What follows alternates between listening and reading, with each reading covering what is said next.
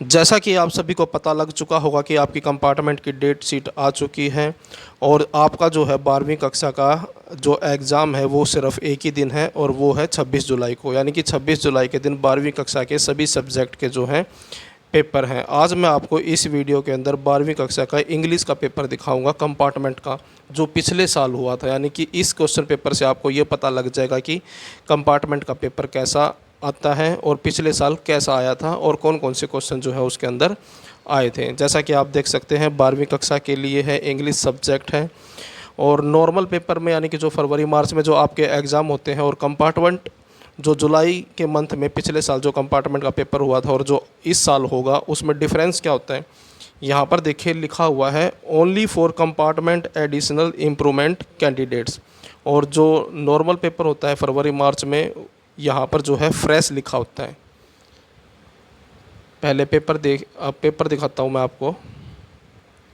यहाँ से आपका क्वेश्चन पेपर स्टार्ट होता है। सबसे पहले जो है रीडिंग स्किल के क्वेश्चन आएंगे और इसके अंदर जो है अनसीन पैसेज आएंगे। ये अनसीन पैसेज है, इस पैसेज को आपको पढ़ना है और इसके नीचे जो क्वेश्चन दिए जाएंगे उनके आंसर देने हैं।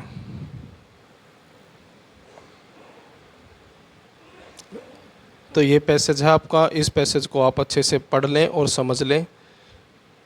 उसके बाद क्वेश्चनों को देखें। आंसर मैंने वैसे बता रखा है इनका।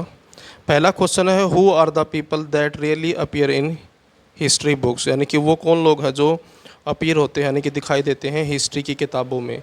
तो आंसर है और इसका option C both A and B. Conqueror यानी कि जो विजेता होते हैं और जो जनरल होते हैं, जनरल जो सेना में होते हैं, एक पदवी है उसको जनरल कहते हैं। तो जो ग्रेट जनरल हैं और जो कॉन्करर हैं यानी कि विजेता है वो दिखाई देते हैं हिस्ट्री की किताबों में। उसके बाद दूसरा क्वेश्चन है आपका who are not mentioned in the books, यानी कि किसके बारे में बुक के अंदर मेंशन नहीं किया गया है, किसके बारे में बुक के अंदर नहीं बताया गया है। तो आंसर है इसका option B people who helped civilisation, यानी कि ऐसे लोग जिन्होंने सिविलाइजेशन यानी कि सभ्यता की मदद करी, उन लोगों के बारे में किताबों में नहीं लिखा होता। लेकिन जो जिन्होंने लड़ाइयाँ लड़ी हैं उनके बारे में किताबों के बारे में लिखा होता है। उसके बाद नेक्स्ट क्वेश्चन है हु आर सिविलाइज्ड पीपल, यानी कि जो सभ्य लोग हैं वो कौन हैं। तो आंसर है इसका option D all of the above, यानी कि ऊपर वाले सभी। नेक्स्ट क्वेश्चन है question number 4 what did the civilised people do to humanity, यानी कि जो सभ्य लोग हैं, सिविलाइज्ड पीपल होता है सभ्य लोग, उन्होंने इंसानियत के लिए क्या किया। तो आंसर है हील्ड द वाउंड्स, यानी कि जो भी घाव हैं, जो भी चोटें हैं, उनको उनकी मरम्मत की यानी कि उनका उपचार किया।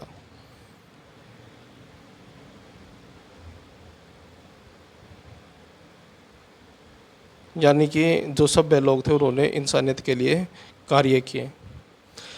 अगला क्वेश्चन है what do the civilised people deserve, यानी कि जो सिविलाइज्ड पीपल यानी कि जो सभ्य लोग हैं वो क्या चीज़ डिज़र्व करते हैं, यानी कि किस चीज़ के योग्य हैं। तो आंसर है ऑप्शन इसका सी है बोथ ए एंड बी।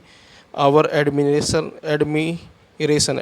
होता है प्रशंसा, यानी कि हमारी प्रशंसा के वो हकदार हैं, और आवर रिस्पेक्ट, और हमें उनका आदर करना चाहिए। उसके बाद ये दूसरा पैसेज है, इस पैसेज को भी पहले आप पढ़ें अच्छे से और समझ लें, उसके बाद क्वेश्चनों के आंसर देखें। Remaining part of the passage, यानी कि बाकी का हिस्सा पैसेज का।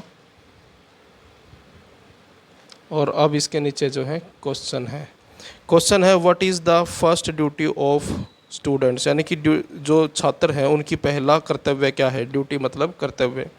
तो आंसर है इसका टू स्टडी वेरी हार्ड, यानी कि छात्रों को मेहनत के साथ पढ़ना चाहिए।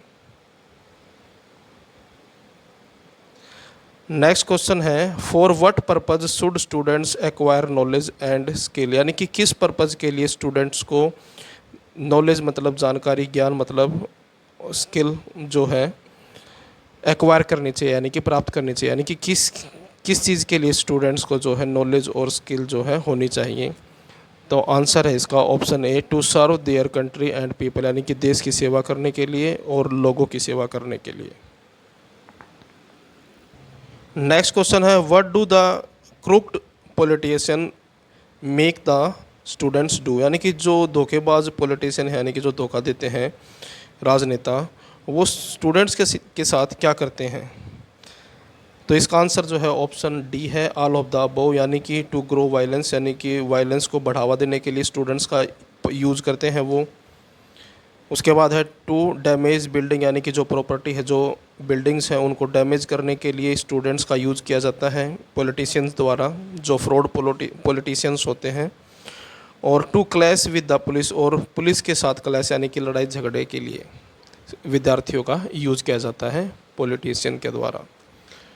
उसके बाद है in what can students take an active part, यानी कि स्टूडेंट जो है एक्टिव तौर पे किस चीज़ में हिस्सा ले सकते हैं। तो आंसर है all of the above, to solve social problem, जो सामाजिक समस्या है उसको सोल्व करने के अंदर स्टूडेंट जो अपनी हिस्सेदारी निभा सकते हैं। टू सोल्व इकोनॉमिक प्रॉब्लम, जो देश की इकोनॉमिक प्रॉब्लम है उसको सोल्व करने में स्टूडेंट जो है अपना पार्ट निभा सकते हैं, यानी कि अपना हिस्सेदारी निभा सकते हैं। उसके बाद है टू सोल्व कल्चरल प्रॉब्लम, जो कल्चरल यानी कि हमारी सभ्यता से संबंधित जो प्रॉब्लम है उनको भी सोल्व करने में स्टूडेंट जो है अपना महत्व दे सकते हैं, यानी कि अपना भाग जो है, अपना पार्ट जो वो है प्ले कर सकते हैं। नेक्स्ट क्वेश्चन है question number 10, what can students do during summer vacation, यानी कि स्टूडेंट्स जो है समर वैकेशन यानी कि गर्मी की जो छुट्टियां होती है उसके दौरान क्या करते हैं। आंसर है इसका option C, both A and B. Spread adult education, यानी कि जो बड़े बुजुर्ग हैं उनको क्या करें, एजुकेट करें, उनको पढ़ाएं। फाइट अगेंस्ट सोशल एविल, जो सामाजिक जो एविल है, यानी कि एविल बोला गया है बुराइयों को, कहता है कि उनके खिलाफ वो लड़ें। यानी कि समर वैकेशन में जो है स्टूडेंट्स को ये एक्टिविटी करनी चाहिए। अपने गांव के जो बड़े बूढ़े लोग हैं उनको एजुकेट करना चाहिए, और जो समाज के अंदर जो बुराइयां हैं उनके खिलाफ लड़ना चाहिए। उसके बाद यहाँ से आपके ग्रामर के क्वेश्चन स्टार्ट हो जाते हैं। सबसे पहले जो है आर्टिकल है, choose the correct article for the blank space, यानी कि आर्टिकल है। पहला सेंटेंस देखें, पहला सेंटेंस है सी इज़ डैश ब्यूटीफुल, तो सी इज़ ए ब्यूटीफुल। ए और एन के लिए जो है एक सिंपल सा तरीका है, बिल्कुल आसान सा, इसको समझ लें आप। ये जो डैश है, इस डैश के बाद यहाँ पर जो भी वर्ड लिखा हुआ है, जब जैसे कि यहाँ पर ब्यूटी लिखा हुआ है, अगर ब्यूटी को मैं प्रोनाउंस करता हूँ और जो इसका पहला वर्ड है ब्यूटी को लिखने के लिए मुझे पहला वर्ड जो है बै लिखना पड़ेगा। तो जहाँ अगर ये जो वर्ड है बै, ये आता है कै खे के अंदर, कै खे गै घे अडे, इनमें आता है।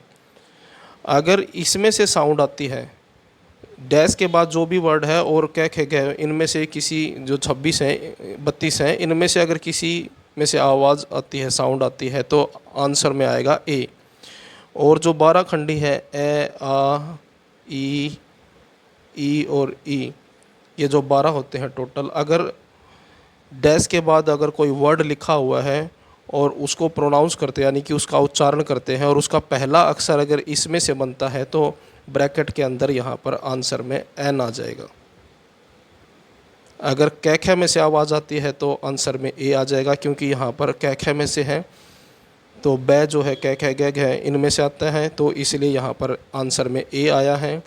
और अगर ऐसा कोई वर्ड होता जिसकी जो प्रोनाउंस करते हैं, अगर उसकी साउंड ए आ ई ऊ ए इनमें से आती, तो आंसर आएगा यहाँ पर एन। तो ए और एन के लिए तो ये सिंपल सा तरीका है। और द के लिए आप समझ सकते हैं, जो भी चीज़ स्पेसिफिक है और यूनिक है। स्पेसिफिक का मतलब होता है कि किसी चीज़ का जिक्र किया जाए किसी के सामने, और सामने वाले को ये पता लग जाए कि वो किस चीज़ के बारे में बात कर रहा है, तो वो चीज़ स्पेसिफिक होती है।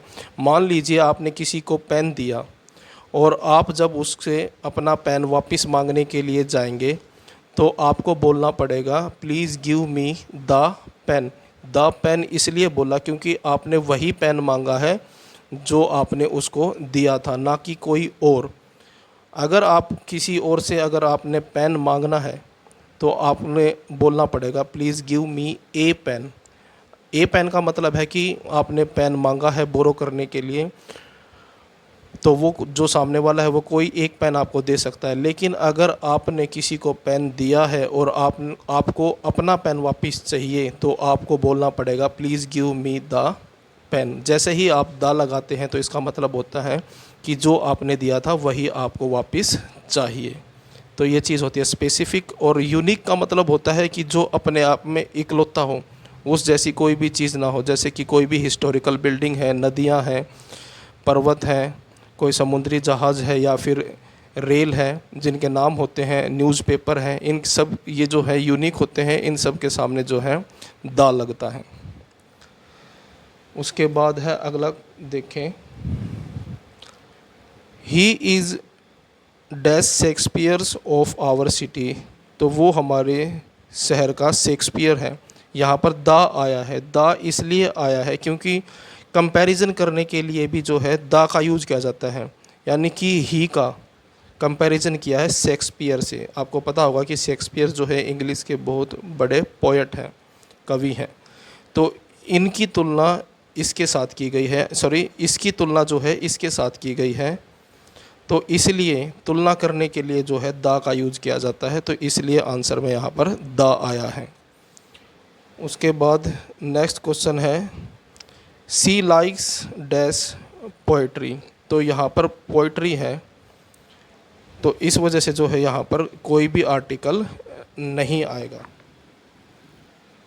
क्योंकि देखिए इसमें जो है एन नहीं आ सकता। सी लाइक्स एन पोइट्री, ए और एन जो है एक को बताते हैं और द स्पेसिफिक और यूनिक को। सी लाइक्स पोइट्री यहाँ पर वो बता रही है कि उसको पोइट्री पसंद है। तो द यूँ नहीं है कि कोई स्पेसिफिक पोइट्री के बारे में बात नहीं की जा रही है, ना किसी एक के बारे में बात की जा रही है, क्योंकि वो बता रही है कि उसको पोइट्री पसंद है। तो इस सिचुएशन में जो है कोई आर्टिकल नहीं आएगा। अब मैं आपको बताता हूँ कि आर्टिकल कौन कौन सी सिचुएशन के अंदर नहीं यूज किया जाता है। जो एब्स्ट्रैक्ट नाउन होते हैं, मटेरियल नाउन होते हैं, इनके साथ आर्टिकल यूज़ नहीं होता।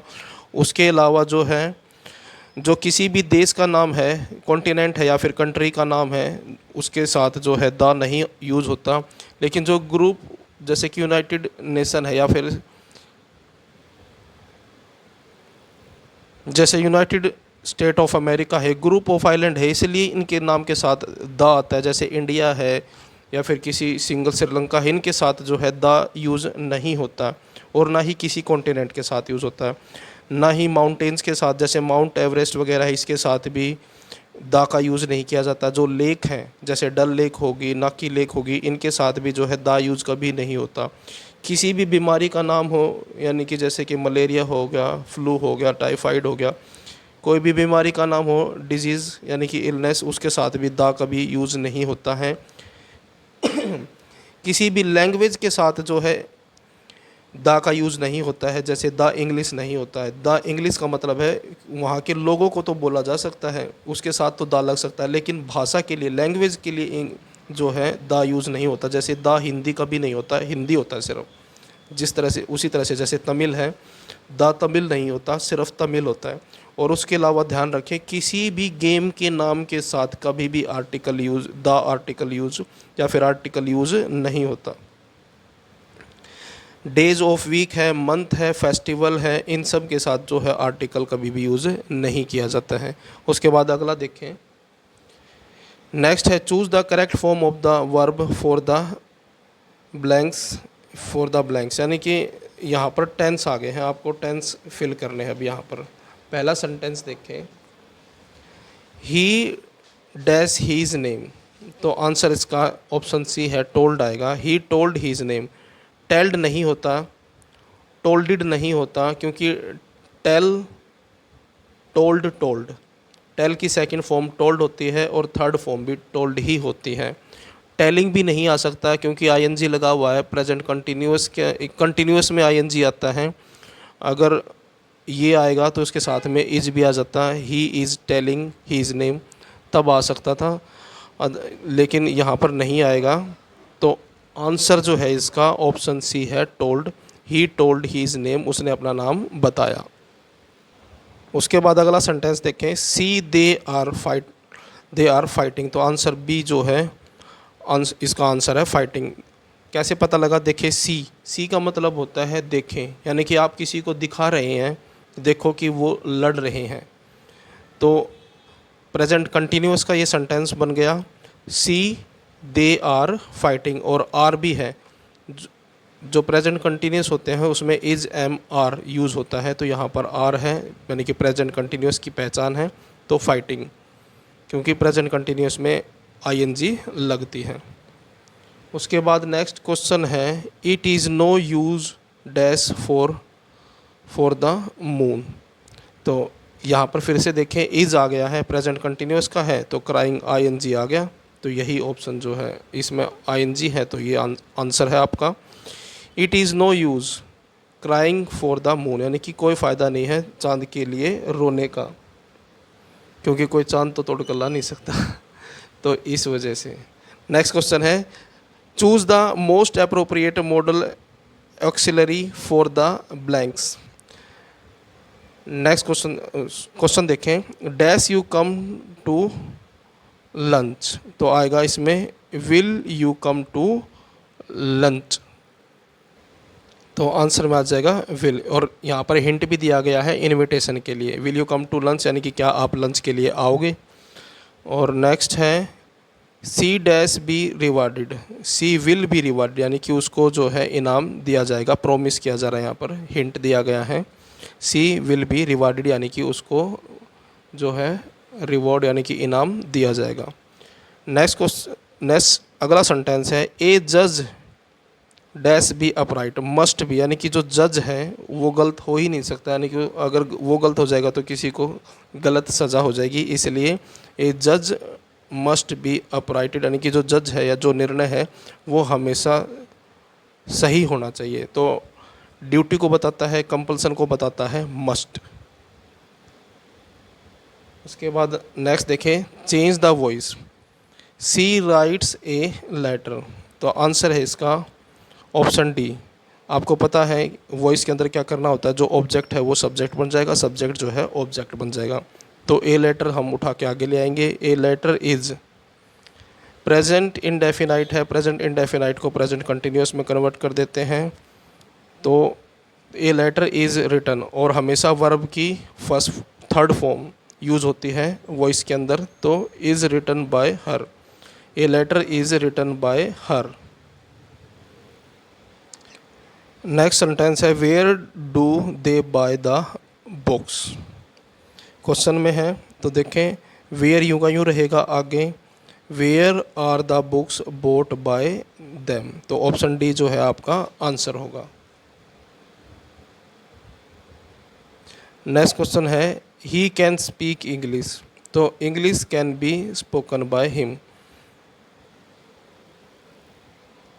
नरेशन है ये, नरेशन का पहला सेंटेंस देखें, he said work is worship, तो he said that work is worship, ये जो है सेंटेंस चेंज नहीं होता है, इसलिए कोमा और इन्वर्टेड कोमा हटा के हम जो कनेक्टर है दैट लगा देंगे और बाकी का यूँ लिख देंगे, तो ये आपका आंसर बन जाएगा। नेक्स्ट सेंटेंस है, she said to me when will you return, तो इसका आंसर जो है ऑप्शन डी बनेगा, सी आस्क मी। जब क्वेश्चन में हो, रिपोर्टिंग स्पीच जो है इंटेरोगेटिव हो, तो सेड टू जो है आस्क में बदल जाता है, she asked me when I would return. उसके बाद नेक्स्ट सेंटेंस है, she said to him what a cold day, और यहाँ पर ध्यान दे साइन ऑफ एक्सक्लेमेनेशन है, और ये जो है जो सडन फीलिंग होती है हमारी उनको बताता है, तो इसी वजह से ही यहाँ पर जो है आंसर में आया है, she exclaimed that it was a very cold day, तो ऑप्शन डी है जो है आपका आंसर बनेगा। वीडियो जो है काफ़ी लंबी बन रही है, इस वजह से अब मैं सीधा आपको आंसर बताऊंगा। ये जो है सीन पैसेज है आपके, इसके बाद सीन पैसेज आएंगे, आपको पैसेज पढ़ना है, नीचे दिए गए क्वेश्चनों के आंसर देने हैं। पहला क्वेश्चन है, name the chapter from which these lines have been taken, यानी कि कौन से चैप्टर से ये लाइन ली गई हैं, तो आंसर है इसका option C, the rat trap. Next question है, name the writer of the above line, writer का नाम बताना है, सलमा लेगरलॉफ। उसके बाद है, when was the Christmas tree lighted, तो आंसर है इसका option B, in the evening, यानी कि क्रिसमस ट्री की जो लाइटें हैं उनको कब जलाया गया, शाम के समय। अगला क्वेश्चन है who is he described in the above paragraph, यानी कि अब जो पैराग्राफ था ऊपर दिया गया था उसके अंदर ही कौन है, तो आंसर है पेडलर। नेक्स्ट क्वेश्चन है when was he aroused again, तो इसका आंसर है option C after 2 hours. Next question है what did he have to eat, answer है डी फिश एंड पोरेज। उसके बाद नेक्स्ट ये अगला पैसेज है,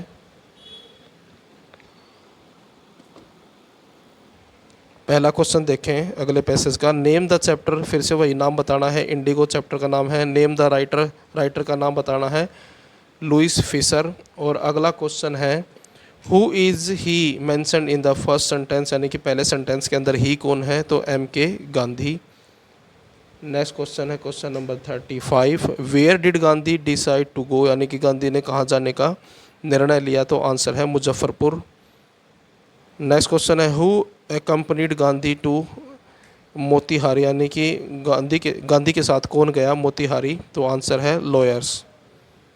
नेक्स्ट क्वेश्चन है how did Gandhi go to meet the maltreated peasant, तो आंसर है इसका ऑप्शन ए बाय ट्रेन, यानी कि ट्रेन से गए थे, और पीजेंट किसानों को कहा जाता है।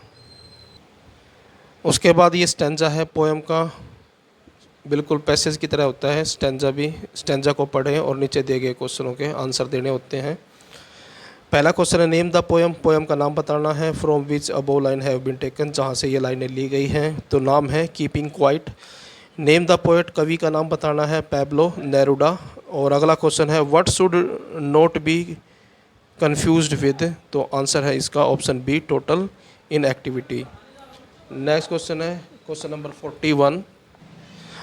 अगला क्वेश्चन है with what does the poet not want to deal, तो आंसर है इसका option B death. Next question है how has life been described, तो आंसर है इसका life is what it is about. अगला क्वेश्चन है for what are the single minded, तो आंसर है इसका टू कीप मूविंग। उसके बाद ये अगला स्टेंजा है, पहला क्वेश्चन है इसका नेम द पोएम, वही नाम बताना है a thing of beauty. Name the poet, answer है इसका जॉन कीट्स। अगला क्वेश्चन है what is a thing of beauty a source of, तो आंसर है इंटरनल जॉय। नेक्स्ट क्वेश्चन है what will never pass into nothingness, तो answer है इसका ऑप्शन सी ब्यूटीफुल थिंग्स।